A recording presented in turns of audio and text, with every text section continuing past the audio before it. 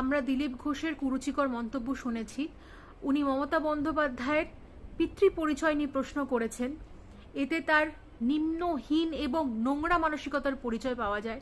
আসলে ওনার মানসিক পরিস্থিতি এখন ঠিক নেই, কারণ মেদিনীপুর তো তার হাত থেকে অলরেডি বেরিয়ে গেছে। বিজেপি নিজেই তাকে বিশ্বাস করে না মেদিনীপুর নিয়ে, তাই তার লোকসভা কেন্দ্র চেঞ্জ করে দিয়েছে এবং এটাও তার হাত থেকে যেতে চলেছে, বিকজ ওখানে তৃণমূল কংগ্রেস বিপুল ভোটে জয়ী হবে। মানুষ স্বেচ্ছায় কীর্তি আজাদকে ভোট দেবে।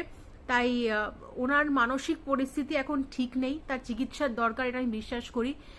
তাকে শোকজ করা হয়েছে, শুধু সেখানেই থেমে যাওয়া নয়, আমার মনে হয় তার ক্যান্ডিডেচার ক্যান্সেল করার উচিত, এটা আমি বিশ্বাস করি। বিকজ একটা মহিলাকে এবং তাকে পার্সোনালি অ্যাট্যাক করা, এটা হচ্ছে একটা খুবই নোংরা মানসিকতার পরিচয়। তাই তার আগেনস্টে স্টেপ নেওয়া দরকার, শুধু শোকজে থেমে যাওয়া উচিত নয়। এবং